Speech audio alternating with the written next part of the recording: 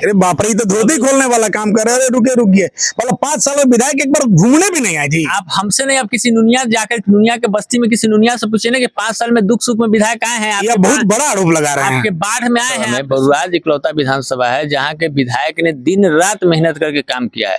लोगों को डीजल का अनुदान नहीं मिला है, देने दिया।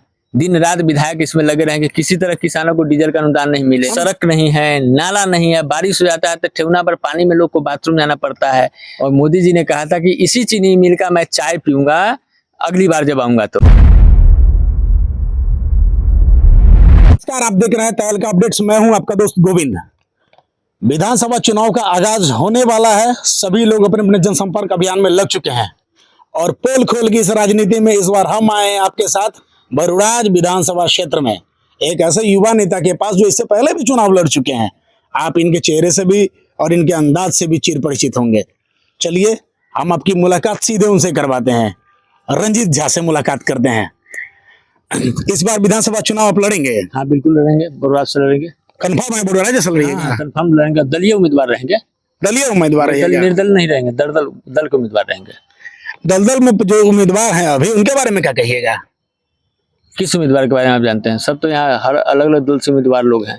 आपके बरुराज में कितना विकास का काम हुआ है?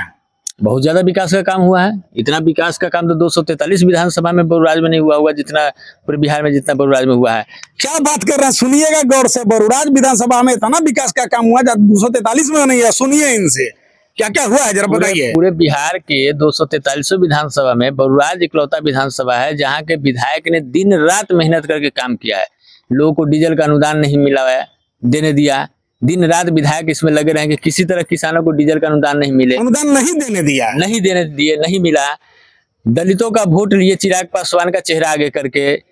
यहाँ दलितों की बस्ती में यहाँ पे एक सड़क नहीं है, नाला नहीं है, बारिश हो जाता है तो ठेवना पर पानी में लोग को बाथरूम जाना पड़ता है। लेकिन कहते रह गए विधायक को, लेकिन विधायक ने इस पे कोई सुधी नहीं ली। कोई विधायक ने एक बार आकर के देखा तक नहीं कि कैसा है। कभी आज तक विधायक ने उस पर काम नहीं किया। उपेंद्र कुशवाहा सम्राट चौधरी के नाम पे कोई समाज का लोगों का वोट लिया। कोई कुशवाहा यहाँ इतना खेती करता है, उसके फसल का क्या हालचाल है, कोई लेना देना नहीं है। अच्छा रोकेंगे आपको। बरुराज में ही मोतीपुर चीनी मिल है। चीनी मिल का क्या स्थिति है? मोदी जी भी 2020 में आए थे यही अरुण भाई का प्रचार करने के लिए। भारत के प्रधानमंत्री पहली बार बरुराज विधानसभा में एक विधायक को जिताने के लिए उतरे थे और मोदी जी ने कहा था कि इसी चीनी मिल का मैं चाय पीऊंगा अगली बार जब आऊंगा तो। आज तक 5 साल हो गया, अब नोटिफिकेशन चुनाव आयोग का आने वाला है, लेकिन अभी तक चीनी मिल चालू नहीं हुआ और ना यहाँ कोई उद्योग ना कोई रोजगार लगा। आज भी बेरोजगारी और आज भी पलायन जो 20 में थी उसकी 5 गुना बढ़ चुकी है। अब मोदी जी किस मुंह से यहाँ वोट मांगने आएंगे वो तो देखने का बात है। अच्छा, आप कह रहे हैं पिछला और मोदी जी आके उनको जिता दिए, तो यहाँ का जो महादलित और दलित जनता जो है वो क्या किए? वो तो वही ना वोट दिए जी। मोदी जी ने सबसे आह्वान किया। मंच पे चिराग पासवान थे, उपेंद्र कुशवाहा थे, सम्राट चौधरी थे। तो जितने भी जाति के लोग हैं, सब बड़े बड़े लोग तो भाजपा में एनडीए में है ही। और वहाँ यहाँ सब जाति के लोग हैं बरुराज विधानसभा में। यहाँ पे सबसे ज्यादा वोट नुनिया का अति पिछड़ा का है। अच्छा रुके, नुनिया अति पिछड़ा जाति में आते हैं तो नुनिया का वोट बैंक बहुत ज्यादा बड़ा है। नुनिया का क्या हाल है? नुनिया जाति के लोगों का किसी भी नुनिया के गांव में आप जाकर के देखिए और पूछिए कि क्या 5 साल में विधायक आपके दरवाजे पे कभी सुख दुख में आए हैं? अरे बाप रे, तो धोती खोलने वाला काम कर रहे हैं। रुकिए, मतलब 5 साल में विधायक एक बार घूमने भी नहीं आए जी। आप हमसे नहीं, आप किसी नुनिया जाकर नुनिया के बस्ती में किसी नुनिया से पूछे ना कि 5 साल में दुख सुख में विधायक आए हैं। यह बहुत बड़ा आरोप लगा रहे हैं। आपके बाढ़ में आए हैं, आपके सुखाड़ में आए हैं, आपका धान के पूछने आए हैं, आपके अगलगी में आए हैं, आपके किसी घटना दुर्घटना में जो बरुराज के स्थानीय विधायक हैं भाजपा के वह हैं, वो तो सिर्फ भाजपा को एक तरह से बदनाम कर रहे हैं।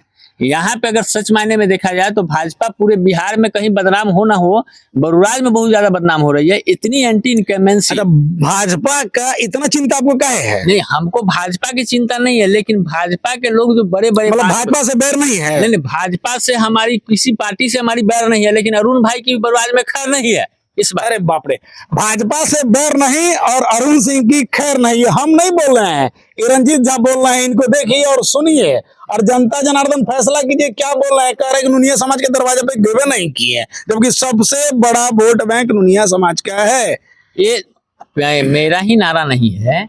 पिछली बार जब 2020 का चुनाव हुआ था, मोदी जी ने जब लोगों से वोट मांगा था इसी ग्राउंड में, मोहम्मदपुर चौक के चीनी मिल के ग्राउंड में आह्वान किया था लोगों से कि वोट देने के लिए, तो उस समय जनता का एक ही नारा था कि नरेंद्र मोदी जरूरी है, अरुण सिंह मजबूरी है। लेकिन इस बार जनता का नारा बदल गया है कि भाजपा हो या किसी से कोई बैर नहीं, लेकिन अरुण सिंह की क्षेत्र में खैर नहीं। क्योंकि 5 साल में अरुण भाई सिर्फ कुछ जाति और कुछ अपने समुदाय, अपने विशेष कार्यकर्ताओं के दरवाजे पे ही दिखे गए हैं, नहीं तो किसी गरीब के, किसी दलित के, किसी अति पिछड़ा के, किसी पिछड़ा के दरवाजे पे उनका कोई दूर दूर तक नाता नहीं है। इस बार आपकी सीधी लड़ाई किससे होगी? स्पष्ट बोलिए, एक बार माइक कैमरा पर देखिए, सीधा बोल दीजिए। लड़ाई बलराज में हमारी लड़ाई होगी विकास बनाम विनाश। बलराज में मेरी लड़ाई होगी विकास बनाम भ्रष्टाचार, मेरी लड़ाई होगी विकास बनाम घुसखोरी। किस नेता से लड़ाई अरुण भाई से होगी। अरुण भाई ने सबसे ज्यादा जनता को मूर्ख बनाया। ऐसे तो 48 सालों से लोग जनता को मूर्खी बना रहा है, लोग जनता को लॉलीपॉप देता है, हर बार लोग जनता को झूठा आश्वासन देता है। इस बार चूंकि सिटिंग एमएलए अरुण भाई हैं तो अरुण भाई से ही होगी।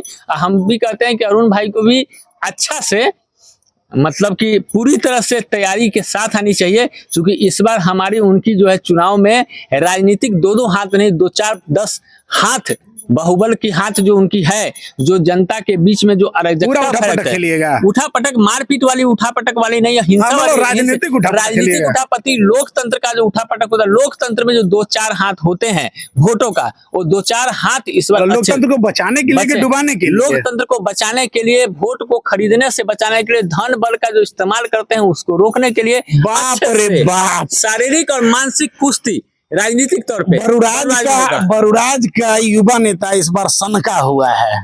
कह रहा है सीधे कि सिटिंग विधायक से 2 नहीं 4 हाथ करेंगे, चाहे जैसे होगा। इन प्रकार लड़के जीत लीजिएगा सीट। अरे इन प्रकार अब लाठी चलाने थोड़ी ना जाएंगे, वो हमारे ऊपर लाठी थोड़ी ना चलाने भी नहीं देगा जी। थोड़ी ना हमारे अरुण भाई बंदूक लेके घूम रहे हैं, बंदूक से हमको ढा देंगे। लोकतंत्र में वोट का खेल होता है, राजनीतिक में यहाँ मतभेद, मतलब मुद्दा का लड़ाई कीजिए। यहाँ मतभेद होता है, मनभेद नहीं होता है। मत का भेद है कि हमारा मत है कि नहीं बलराज में विकास होना चाहिए, आपका मत है कि नहीं विकास में हो, भ्रष्टाचार हो। जो जनता इतना वोट देकर उनको बनाए, उनका विश्वास जीत लीजिएगा आप। जो जनता उनको वोट देके नरेंद्र मोदी जी की वजह से जिताया, बहुत अच्छे मैच्योरिटी से पिछली बार 2020 के चुनाव जीते।